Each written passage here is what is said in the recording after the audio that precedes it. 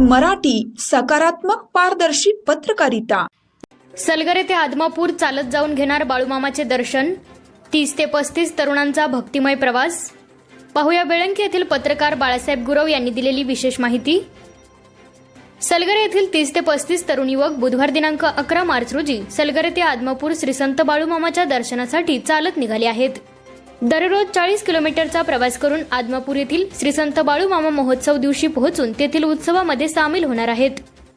संत बाळूमामांच्या भक्तीचा प्रचार आणि प्रसार व्हावा यासाठी पायी चालत जाऊन बाळूमामांचे दर्शन घेतल्याने एक वेगळेच आत्मीय समाधान मिळत असल्याचे या तरुणांच्याकडून सांगण्यात आले।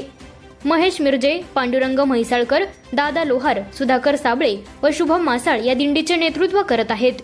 पाहुया बाळासाहेब गुरव यांच्याशी केलेली बातचीत। आज तुम्ही सलगर ते आदमापूर पायदिंडी सोहळ्याने चाललाय। किती वर्ष आहे तुमचं हे? 4-5 वर्ष आहे। म्हणजे 5वं वर्ष आहे। कॅमेराकडे बघा। आणि आता तुम्ही हे दिंडीचे नियोजन करता गेली 5 वर्षे। या दिंडीच्या माध्यमातून तुम्हाला काय मिळते असं वाटतं? म्हणजे संत बाळूमामाच्या भक्तीबद्दल तुम्ही काय सांगू शकाल? आम्हाला बाळूमामाचा आनंद मिळतो, आशीर्वाद मिळतो। तिथं जाऊन आम्ही आता सलगर ते बाळूमामा पायदिंडी जाऊन तिथं भंडारा उत्सव आहे। ते भंडारा उत्सव जाऊन तिथं आम्ही सेवा करतो। परत तिथनं दुसऱ्या दिवशी भाकणूक होते बाळूमाची। सत्य ती भाकणूक तिथं बाळूमामा कशी होत्या, सत्य भाकणूक जी बाळूमाशी कशी होईल ते जगात सगळ्या होणारच।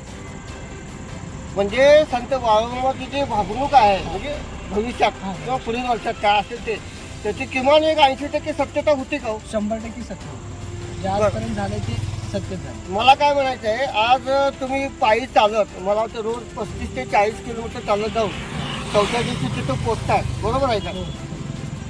तर आज तुम्ही या दिंडीच्या माध्यमातून आज पूर्ण महाराष्ट्र कर्नाटकमध्ये लाखो संत बाळूमामाचे भक्त आहेत आणि त्यांचे भक्तीचा महिमा भरपूर पसरला आहे। याबद्दल तुम्हाला काय वाटतं?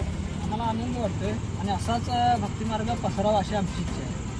म्हणजे थोडक्यात सांगायचं काय, आदमापूरचे संत बाळूमामा जे महाराष्ट्र कर्नाटकातील धनगर समाजाचे आराध्य दैवत, त्यांचा जो भक्तीचा महिमा आणि जो त्यांचं महत्त्व आहे ते समाजाला, तरुण मुलांना त्याचं मिळावं, त्याचा प्रचार आणि प्रसार व्हावा या उद्देशाने तुम्ही आता ही दिंडी चालू केली।